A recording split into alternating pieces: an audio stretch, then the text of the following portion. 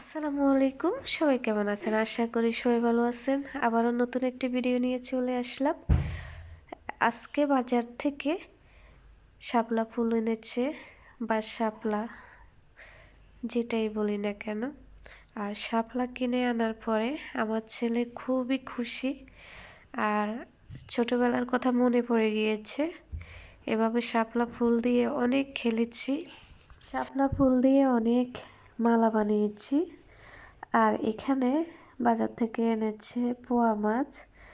এই পোয়া মাছগুলো অনেক মজা, খুব সুন্দর। আমি যখনই দেখি তখনই কিনে আনার চেষ্টা করি। অন্যান্য মাছ থেকে পোয়া মাছগুলো খেতে আমার ভালো লাগে। আর এনেছি চিংড়ি মাছ। শাপলা মাছ দিয়ে চিংড়ি মাছ রান্না করলে খুবই ভালো লাগে, আর যে কোনো তরকারিতে চিংড়ি মাছ দিলে তরকারিটা অনেক মজা হয়। এগুলো বরফ দেওয়া, তো এগুলোকে কেটে নিব। আর আমার মেয়ে শাপলা ফুলের ব্যাট দিয়ে খেলতেছে। আমরাও খেলতাম ছোটবেলার স্মৃতি মনে পড়ে গেল। আর এই ব্যাটটা খেতে একটু তিতো তিতো, ভিতরে একটু লাল লাল যেগুলো পেকে যায়, আর যেটা পাকে না সেটা ভিতরে একটু সবুজ সবুজ থাকে। এই যে ছোট ছোট দানা আছে লাল লাল, কিন্তু এগুলো খেতে তেতো লাগে। আর এগুলো খই ভেজে খাওয়া যায়, আমরা কখনো খাইনি। আর এদিকে শাপলাগুলো কেটে নিয়েছি ছোট ছোট করে, এখন রান্না বসিয়ে দেব। কড়াইটা গরম হয়ে গিয়েছে, এখন তেল দিয়ে দিলাম। সামান্য হলুদ দিয়ে দিলাম, আর একটু লবণ দিয়ে দিলাম। এখানে আমি এখন চিংড়ি মাছ দিয়ে দিচ্ছি। চিংড়ি মাছগুলো ভেজে নেব। এগুলো দিয়ে আজকে শাপলা রান্না করব।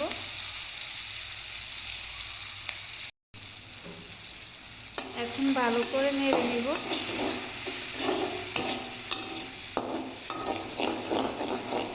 চিংড়ি মাছ দিয়ে শাপলা রান্না করলে এমনিতে খেতে ভালো লাগে, আর মাছটা যদি ভাজা করে নেওয়া যায় বেশি ভালো লাগে। না ভেজেও রান্না করা যায়, সবভাবেই ভালো লাগে। শাপলা তরকারিটা সব মাছের সঙ্গেই ভালো লাগে। চিংড়ি মাছ ভাজা হয়ে গিয়েছে, এখন আমি এখানে পেঁয়াজ দিয়ে দিচ্ছি। পেঁয়াজটা আমি ভালো করে ভেজে নিব আবারও।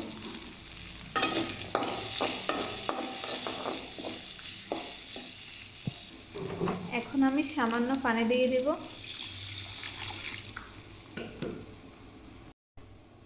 দিয়ে দিলাম পরিমাণ মতো হলুদ, দিয়ে দিচ্ছি মরিচ, আর পরিমাণ মতো লবণ। এখন দিয়ে দিচ্ছি আদা রসুন বাটা।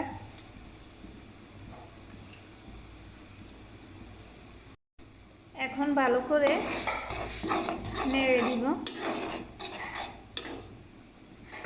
আর এই মশলাতে আমি দিয়ে দিব একটা পোয়া মাছ। পোয়া মাছ দিয়ে তরকারি রান্না করলে খুবই ভালো লাগে। চিংড়ি মাছের পরিমাণটা কম, তার জন্য আমি একটা পোয়া মাছ দিয়ে দিয়েছি। এতে করে তরকারিটা খেতে খুবই ভালো লাগবে।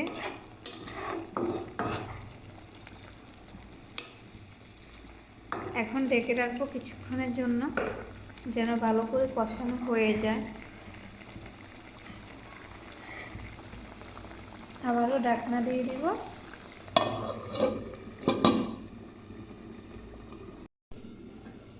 ঢাকনাটা আমি এখন উঠিয়ে নেব। কষানো হয়ে গিয়েছে খুব সুন্দর মতো। এই যে অসাধারণ একটা কালার হয়েছে। এখন ভালো করে নেড়ে নেব। আর নদীর মাছগুলো সহজে ভাঙে না, এগুলো যখন রান্না করতে দেওয়া হয় তখন শক্ত হয়ে যায়, যে প্রচুর শক্ত। আর পোয়া মাছটা আমার খেতে খুবই ভালো লাগে, আমার পছন্দের একটি মাছ। এখন এই মাছটাকে আমি উঠিয়ে নিব।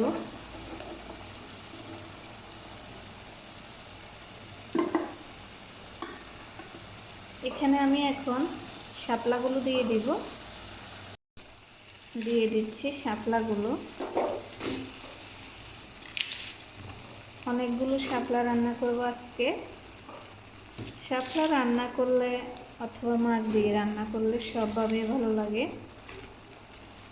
তো আজকে আমি চিংড়ি মাছ দিয়ে রান্না করতেছি, সাথে একটা পোয়া মাছ দিয়েছি। সবগুলো শাপলা দেওয়া শেষ, আর এখানে পানি দিতে হবে না আপাতত। এখানে শাপলার ভিতর থেকে অনেক পানি বাইর হবে, কষানোর ভিতরে আর পানি দিব না। এখন ডেকে দিব ভালো করে।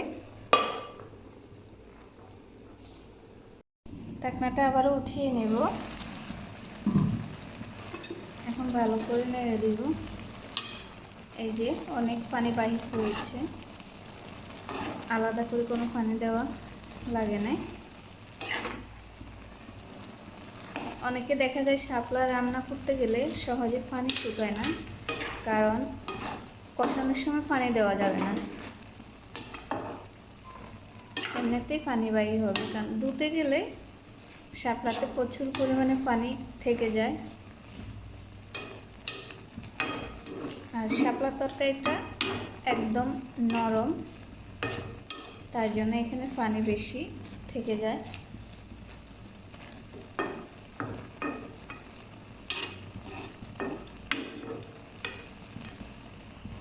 আবারও ঢেকে রাখবো কিছুক্ষণ কষানো হওয়ার জন্য। এখন ঢেকে দিব।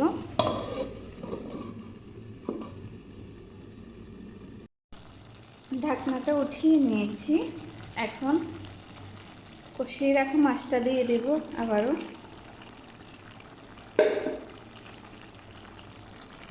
এখন দিয়ে দিব সামান্য পানি, বেশি দিব না।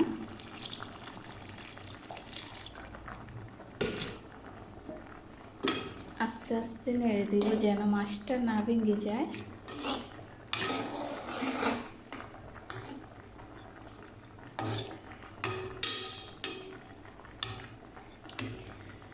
এই পানিতে হয়ে যাবে, বেশি পানি দেব না।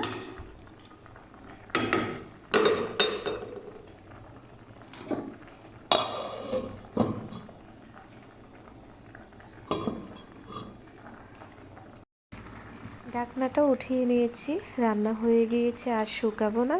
তো আজকে রান্না বান্না এ পর্যন্তই। আল্লাহ হাফেজ, আসসালামু আলাইকুম।